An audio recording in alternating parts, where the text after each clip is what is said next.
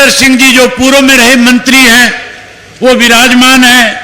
मैं उनसे आग्रह करूंगा, निवेदन करूंगा कि वो आए और आकर के आज हरियाणा के ये लाखों किसान जो लगातार इस प्रदेश और केंद्र की सरकार से दुखी है, जो आज लाखों की संख्या में यहां इकट्ठा हुए हैं, आज वो आपको सुनना चाहते हैं। मैं आपसे आग्रह करूं कि आप अपना संबोधन दें, उससे पहले आपको पगड़ी पहना करके सम्मानित करें हमारे जिला के अध्यक्ष रामफल कुंडू जी, नरेंद्र नाथ शर्मा जी और जोगिंदर कालवा जी। इन तीनों से कहूंगा कि वो आपको पगड़ी से सम्मानित करें।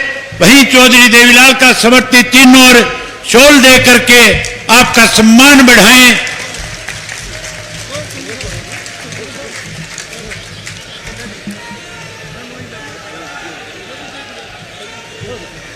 बस चलो।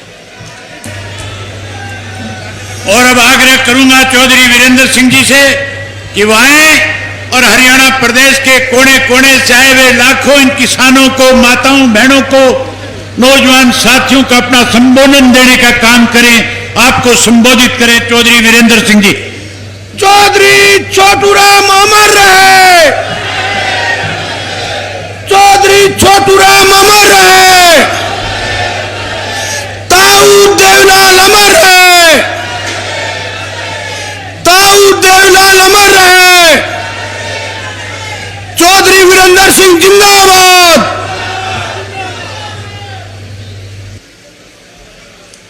आज के चौधरी देवीलाल के सम्मान दिवस पे उपस्थित सभी महानुभाव, देवियों और सज्जनों, आज हमारे बीच में देश के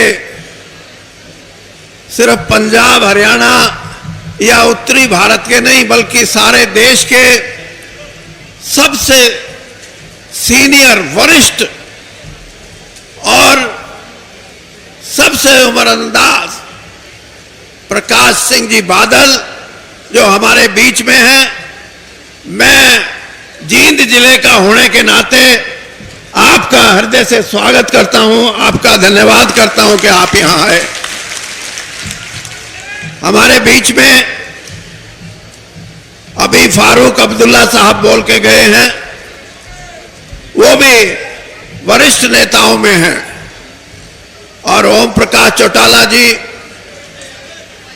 जिन्होंने इस कार्यक्रम को जींद की धरती पे जिसका आयोजन किया है, मैं उनका भी धन्यवाद करता हूं कि आपने जींद को छांटा इस काम के लिए।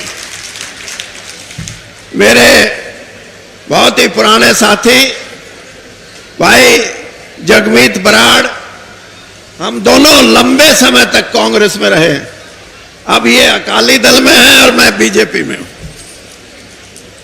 मेरे साथ इस कार्यक्रम में उपस्थित और इस कार्यक्रम के संयोजक भाई अभय चौटाला जी,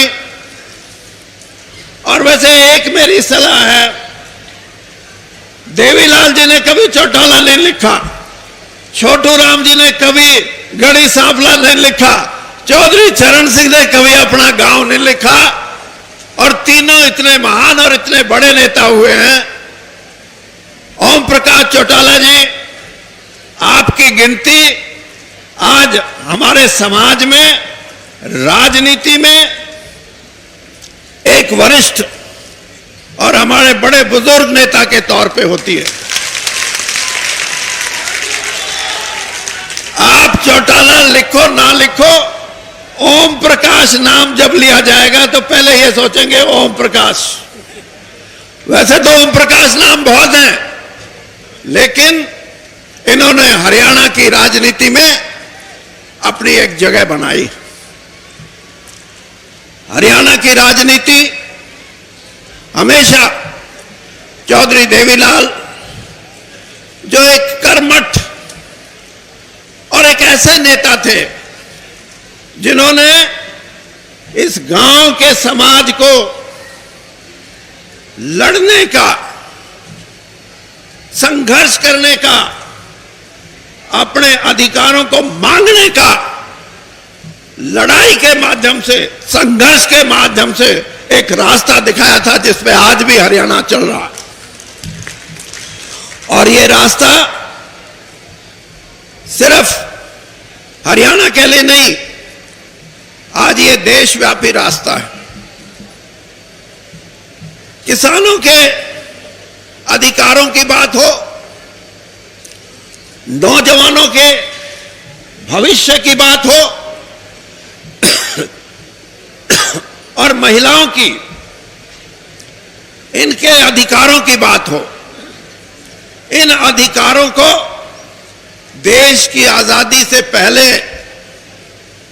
किसान ने तो यह समझ लिया था कि भगवान ने ऊपर से उतार तो दिया, पैदा तो हो गया, लेकिन यूं ही घुट घुट के मर जाना है।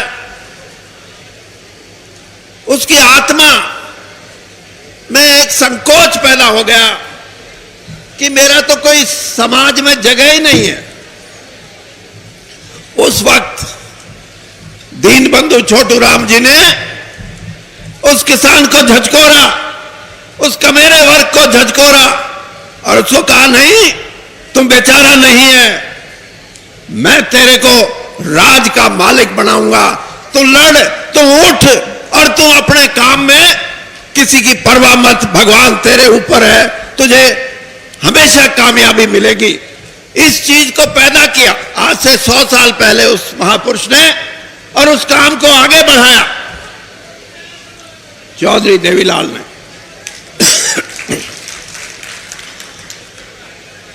और आज जो संघर्ष की बात है, वो संघर्ष एक दिन में पैदा नहीं होता, एक महीने, एक साल, 10 साल में पैदा नहीं होता। संघर्ष के लिए सदियां लग जाती हैं। मैंने 1977-78 में पहली बार जब मैं एमएलए बन के गया, मैंने अकाली दल का एक हरियाणा विधानसभा के सामने अकाली दल का एक बहुत बड़ा कार्यक्रम विधानसभा का घेराव करने का था। मैंने उसको ऊपर से देखा, 4th फ्लोर पे हरियाणा सेक्रेटरीट से, कि बादल साहब बीच में चल रहे हैं और सैकड़ों कार्यकर्ता पुलिस की लाठियों को अपने हाथों पे ले रहे हैं, अपने हाथों पे ले रहे हैं। यह है संघर्ष की निशानी। और इसलिए देवीलाल जी ने जो किया, वो भारत के इतिहास में एक और बात भी मान, कि अगर कुर्बानी करने की बात आती है तो वो भी देवीलाल जी से आपको प्रेरणा लेनी चाहिए। आज तो लोग गांव की सरपंची के लिए, जिला परिषद की मेंबरी के लिए, एमएलए बनने के लिए, एमपी बनने के लिए, मंत्री बनने के लिए, मुख्यमंत्री बनने के लिए मर्यादित राजनीति को भूल जाते हैं और यह देखते हैं कि हमें कैसे मिले। लेकिन प्रधानमंत्री का, सरपंच अपनी सरपंची नहीं छोड़ता, प्रधानमंत्री का पद त्याग करना, यह उस महान व्यक्ति की एक कुर्बानी की मिसाल है। मैं तो आपसे यह कहूंगा कि जितना योगदान इस समाज को जगाने में आदरणीय देवीलाल जी का रहा है, वो आपके अंदर एक ताकत, एक ऊर्जा बढ़ा के छोड़ के गया। उन्होंने ये कहा है कि संघर्ष ही एक रास्ता है, जिसके साथ संघर्ष में कई बार ये जरूर होता है, नेतृत्व की कमी हो जाती है, लीडरशिप नहीं मिलती। जब कांग्रेस पार्टी बनी थी तो जब तक महात्मा गांधी देश की आजादी की लड़ाई लड़ने के लिए आगे नहीं आए, 60 साल तक कांग्रेस पार्टी रही, लेकिन आजादी की लड़ाई अगर लड़ी तो महात्मा गांधी के आने के बाद। क्यों?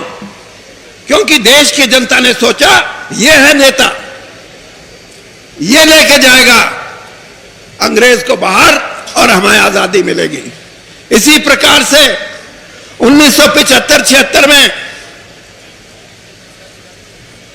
जब नौजवानों की क्रांति हुई, जिसको संपूर्ण क्रांति बोलते हैं, जिसमें सारी कांग्रेस का सफाया हो गया था, उसमें लीडर उभर के आए जयप्रकाश नारायण, और देश की जनता ने यह कहा कि यह है आदमी, इसके साथ जुड़ो, कामयाबी मिलेगी।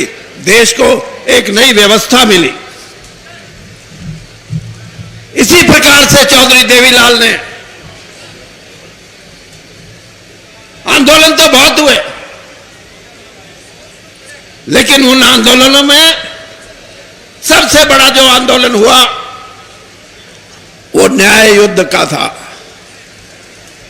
वो कामयाब क्यों हुआ?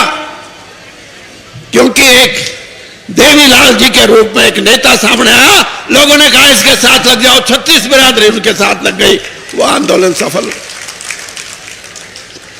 आज भी जिस आस में आप और हमें, आज मैं आपको ये बोल के जा रहा हूं, मेरे शब्द लिखना, जगमीत बलहाट से मेरी बात अभी हो रही थी। आज किसान के अधिकारों की जो लड़ाई है, उस लड़ाई को भी कोई देवता आएगा, कोई ऐसा पल आएगा, कोई ऐसी परिस्थिति पैदा होगी कि किसान भी ये कहेगा कि ये है, लग जाओ सब इसके साथ, और वो कामयाबी मिलेगी। ये लड़ाई मैं इसलिए कहता हूं कि आज से 30 साल पहले आर्थिक सुधारों का युग आया था नरसिम्हा राव जी के समय में, और ये कह रहे थे कि आर्थिक सुधारों में देश धनवान बन जाएगा।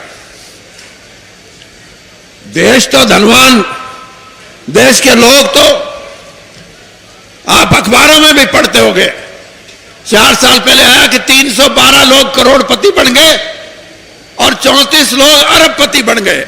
2 साल पहले आया कि 700 लोग करोड़पति बन गए।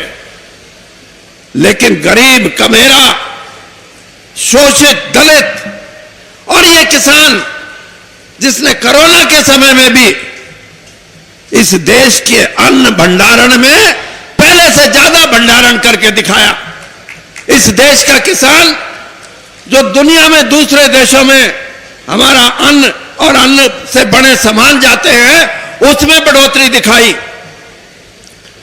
लेकिन उसमें से कोई करोड़पति नहीं बना, उसमें से कोई अरबपति नहीं बना। ये लड़ाई इस बात की है, आज लड़ाई इस बात की है कि ये देश की दौलत, धन, संपदा, सोना, चांदी, हीरे जवाहरात, इस पे कुछ लोगों का कब्जा है। इसमें किसान क्यों नहीं आता, इसमें कमेरा वर्ग क्यों नहीं आता, क्यों नहीं उसको सम्मान मिलता? जिस दिन इस देश का आदमी यह समझने लगेगा कि मैं भी इस देश का नागरिक हूं, मेरे को तो सम्मान नहीं, मेरी आर्थिक अवस्था तो बड़ी नहीं, तो भाई फिर आपको लगेगा कि कुछ ना कुछ परिवर्तन आया। मेरी एक सोच है, जमाना बदल रहा है। पहले जिसको हम प्रजातंत्र कहते थे, जिसमें 51 वोट ले गया, 49 वाला खारिज, 51 वाला आगे। अब ऐसा समय आएगा, मैं आज आपको बोल के जा रहा हूं कि जिस इंसान के साथ, जिस नेता के साथ और जिस व्यवस्था के साथ 80-85% लोग नहीं जुटेंगे, वो प्रजातंत्र नहीं, एक नए प्रजातंत्र का उदय होगा।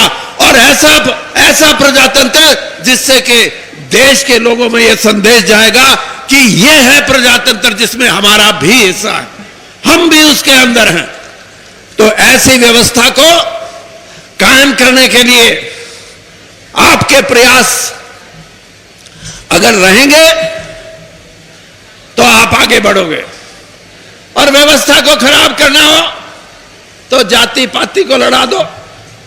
हरियाणा के अंदर ऐसी बात चले कि हरियाणा में हमारे जो पुराने संस्कार हैं, पुरानी सभ्यता है, हमारे को बांटने की कोई कोशिश करे, मैं आज आपके बीच में कह के जा रहा हूं, ऐसी ताकतों का मुंह तोड़ जवाब देना है। हमारे भाईचारे को कोई खराब नहीं कर सकता, अगर करेगा तो उसको उसका नुकसान उठाना पड़ेगा।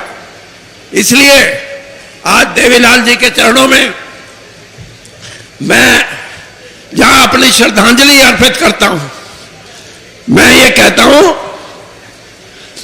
कि मेरे को पहली बार चौटाला जी ने निमंत्रण दिया कि वीरेंद्र राणा भाई, इनको ये था कि शायद ये बीजेपी में मेरा नहीं आओगा नहीं आओगा। हाँ, मेरे लिए देवीलाल जी, मैं जानता हूं, मैं 1977 में एमएलए बना और पहली बार जब उनसे मिला तो मेरे को कहते, बोल वीरेंद्र तेरे को क्या चाहिए। मैं तो कांग्रेसी में था। मैंने कहा जी मेरे को कुछ नहीं चाहिए। ने बोला नहीं, तुम, तेरी रगों में दीन बंधु का खून है, इसलिए मैं ये चाहता हूं कि मेरे संरक्षण में तू राजनीति में ईमानदारी से और राजनीति के अंदर सच बोल के मूल्यों की राजनीति करके आगे बढ़े। इससे बड़ा सम्मान, इससे बड़ा आशीर्वाद देवीलाल जी ने मुझे दिया। मैं आगे भी आप मेरे को बुलाओगे तो जरूर आऊंगा, नहीं बुलाओगे तो बिल्कुल नहीं आऊंगा।